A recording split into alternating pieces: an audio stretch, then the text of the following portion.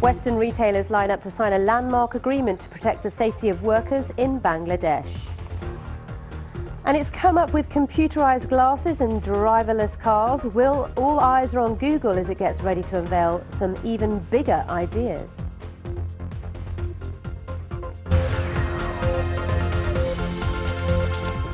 Hello and welcome you with World Business Report. I'm Sally Bundock. Also in the programme, the boss of HSBC has just been talking in Hong Kong about his plans for Europe's largest bank. We'll have the details.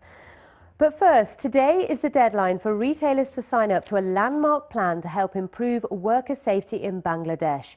1,100 people died after a factory making clothes for Western companies collapsed in Dhaka 2 weeks ago.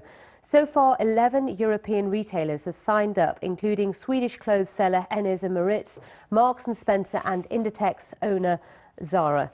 But there is a criticism that many US companies are still dragging their feet. Walmart, the world's largest retailer, has refused to sign, saying its own voluntary safety programs are sufficient. Philip Hampshire reports.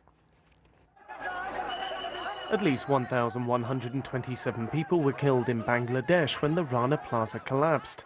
In the 3 weeks since, hundreds of factories were forced to close due to worker unrest sparked by the disaster. Some have blamed fierce competition among Bangladeshi clothing makers, saying it's caused companies to cut costs to keep prices down, and that led to lax safety. So is there any justification for this?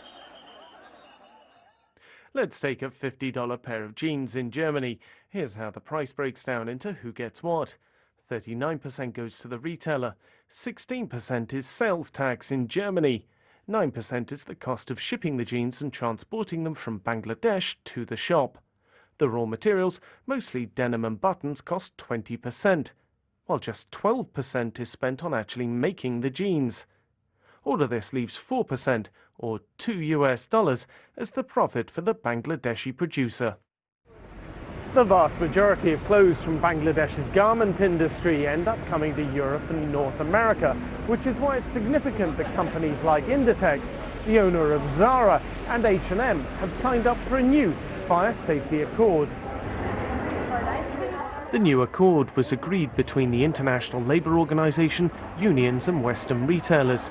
So what does it actually mean? It'll actually be looking at ensuring that if the proper fire safety is ensured, that factory building safety is ensured, and if things actually need to be changed, so if the factories need to be improved, the companies are agreeing to put the money where their mouth is and do something about it. But would consumers in Europe be willing to pay more for their clothes if they could ensure higher levels of safety and better working conditions in Bangladesh? We have enough to help other people, so why not? Because it would be a good thing. If it guarantees that people aren't being exploited and people in bad working conditions, then absolutely. My concern would be that you would pay the extra money and that money wouldn't go where it's supposed to go. The key question for workers in Bangladesh is, will the new accord make a difference to conditions on the ground? While some retailers have already agreed to the legally binding accord, others are still holding back. Philip Hampshire, BBC News.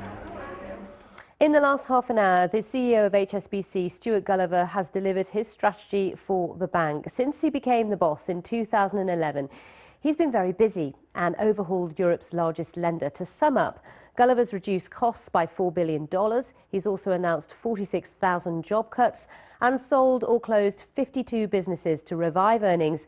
And he did deliver reporting better than expected profits earlier this month. So what is next on his list? Well, let's speak to Jennifer Pack, who is in Hong Kong, where the briefing for investors has begun. I know that they'll brief investors in London later today as well, Jennifer. But just tell us what you know so far about the plans of HSBC.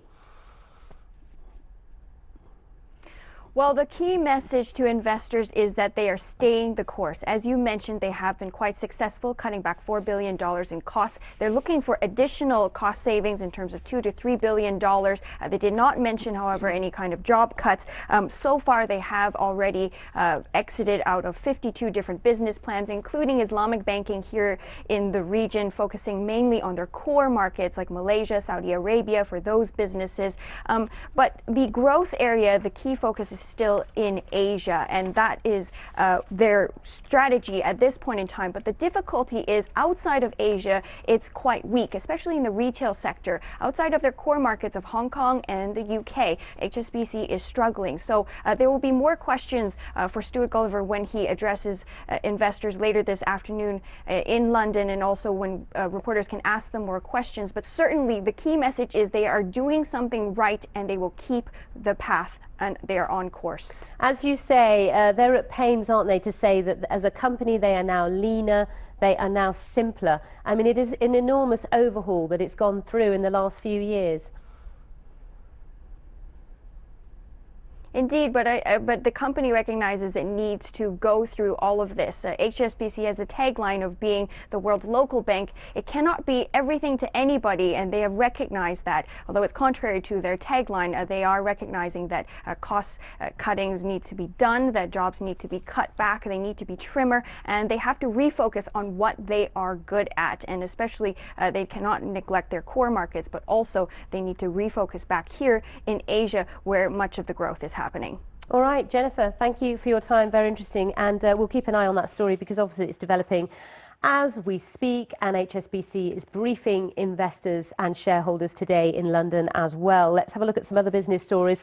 One of Sony's biggest shareholders has suggested the Japanese firm should spin off up to 20% of its entertainment business and use the money to shore up its struggling electronics arm. Daniel Loeb, founder of the US hedge fund Third Point, put forward the ideas in a letter to Sony president Kazuo Hirai. Sony said in a statement its entertainment division was not for sale. Shares in Sony, though, in Asia today jumping over 12% after rising more than 10% on Tuesday in the US. Boeing's resumed delivery of its 787 Dreamliner after two incidents involving the overheating of batteries led to a worldwide grounding of the aircraft. The jet was delivered to Japan's All Nippon Airways, one of its biggest clients. The company will restart commercial flights on the 1st of June.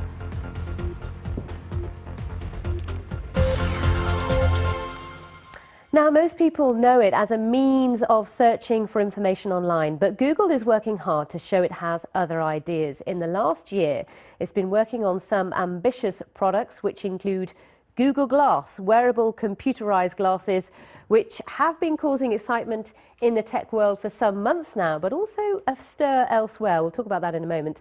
And this is Google self-driving cars, which are being road tested at the moment. Today, the company is holding its annual developers conference where it's expected to unveil its latest innovations. And as you can imagine, there's a lot of rumours out there about what is in the pipeline. So let's go live now to the north of England and speak to technology expert and blogger Tom Cheesewright. Tom, thanks for being on the programme. Good morning. What are you expecting Google to reveal today? I think this is really a kind of consolidation conference. You know, in the past you've seen big splashy technology announcements about home automation and streaming devices and things like that. And the last couple of years since Larry Page took over, he's really refocused the company on core products. I think this event will be about looking after the developer community. Google's arguably the biggest software platform in the world. It has huge market share with Android. Its Chrome browser, which really is a software platform, has about 30 to 40% of the market. And this is about keeping those developers happy and getting them building the next big innovations. So lots of rumours are out there that Google's going to announce a music type product or software that could really challenge the likes of iTunes and Spotify. You know, that will be the one really big announcement this year, I think, certainly from a consumer perspective. You know, as I say, Google's got a huge deployed base, loads of people using Android, something like 60-70% market share.